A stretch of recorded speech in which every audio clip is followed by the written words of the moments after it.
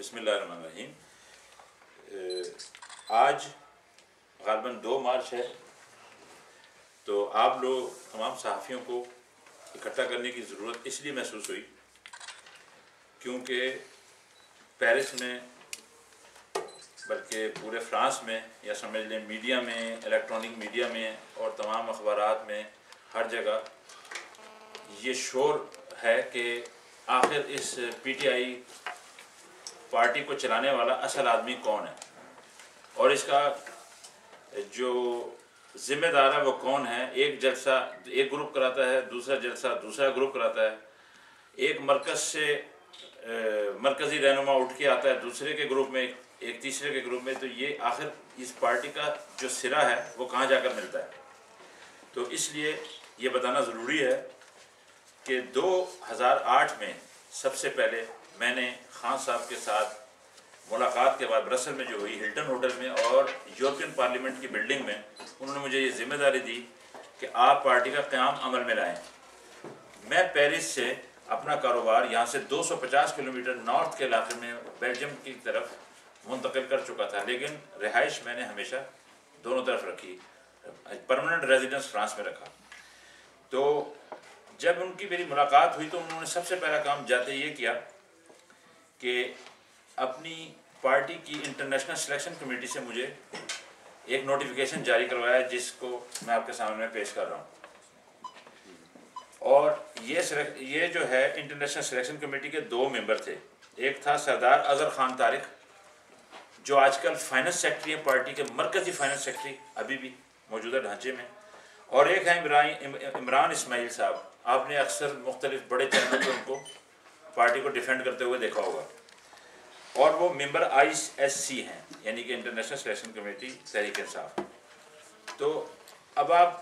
یہ اندازہ کر سکتے ہیں کہ جب انہوں نے مجھے نوٹیفیکیشن دیا، اس کے بعد میں نے پارٹی کا قیام عمل میں لایا، تو اس کے فوراً بعد خان صاحب 1 مہینہ 13 دن کے بعد یہاں کے جلسہ کر کے جو بہت کامیاب رہا۔ یہاں پر جو رواج ہے مختلف پارٹیوں کے آدمیوں کو بلا کر اپنے جلسے کامیاب کرانے کا یا مختلف لوگ بلا کر رونق بڑھانے کا، میں نے اس کو ٹوٹلی طور پر رد کیا، مسترد کیا، اور میں نے ایک اشتہار عام لگا دیا تاکہ لوگ آ جائیں۔ تو لوگ آئے اور ماشاءاللہ بہت آئے۔ اس میں صحافی حضرات کا میں بڑا مشکور ہوں کہ انہوں نے کافی کوریج دی، اور بلا یعنی کہ کوئی اس میں ان کی ہمدردی ذاتی چاہے کسی پارٹی سے بھی اندر سے ہو، یعنی کہ وہ ممبر ہوں یا ان کے پروگرام سے متفق ہوں، لیکن وہ بلا تفریق آئے اور انہوں نے کوریج کی۔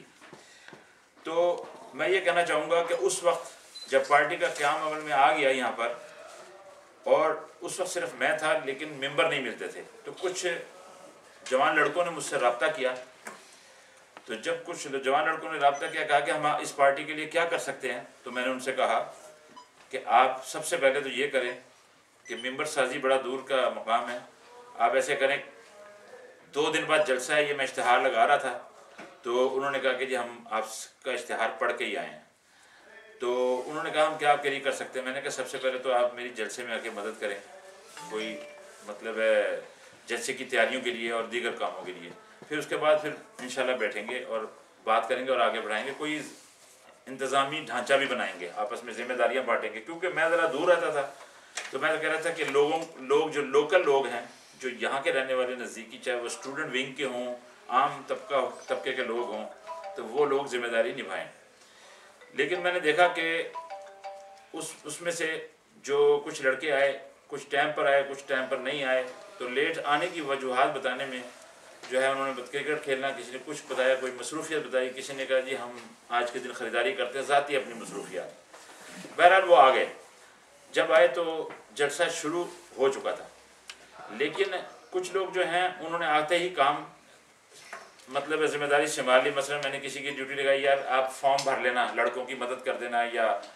جلسہ ختم ہو تو لوگوں کی مدد کرنا، کیا پتہ کچھ موٹیویٹ ہوں لوگ، فارم بھریں یا ممبر بننا چاہیں۔ کچھ لوگ پانی پلانے کی ڈیوٹی اور دیگر کاموں میں لگ گئے۔ ان میں یہ 2 حضرات بھی شامل ہیں، ایک کا نام عطا محمد صاحب ہے اور ایک عمر صاحب ہیں۔ یہ ان 2 پرانے ساتھیوں میں، جیسے عمر رحمان پرانا ہے، یا عمر رحمان آ گیا تھا، آپ کا نام عمر اظہر، جیسے عمر رحمان جس نے دوسرا گروپ بنایا ہوا ہے جو کہ پیرس کے سیاسی یتیموں کے نرغے میں ہیں، تو وہ شخص بھی ان کے ساتھ ہی تھا. تو وہ کہنے کا مقصد ہے کہ وہ بھی لیٹ ہی آئے، لیکن وہ بھی معذرت کر کے کام میں لگ گئے، مشغول ہو گئے. لیکن اس کے بعد میں نے جو ایک ڈھانچہ بنایا، میں آپ کو اس کے ڈھانچے کی تفصیل بتاتا ہوں کہ یہ والی ہے جی. ایک سیکنڈ، یہ پڑھ کے ذرا سنائیں.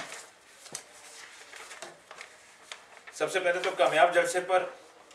ہالینڈ سے آئے ہوئے پی ٹی آئی کے انفارمیشن سیکرٹری حماد چیمہ، جو کہ آج کل بنے ہوئے ہیں ڈپٹی سیکرٹری انٹرنیشنل افیئر وہاں پر اسلام آباد میں، یعنی کہ آفس سیکرٹری ہے.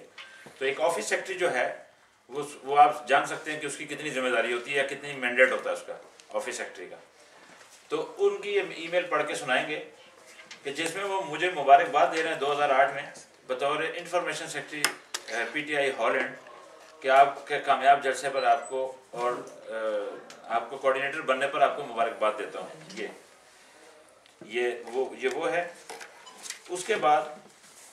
کوآرڈینیٹر مقرر ہونے کے بعد اس کے بعد آپ دیکھ سکتے ہیں کہ گوگل پر جائیں یا کہیں بھی جائیں، وہ صرف میرا نام جانتا ہے اور کسی دوسرے گروپ یا دوسرے آدمی کو نہیں جانتا.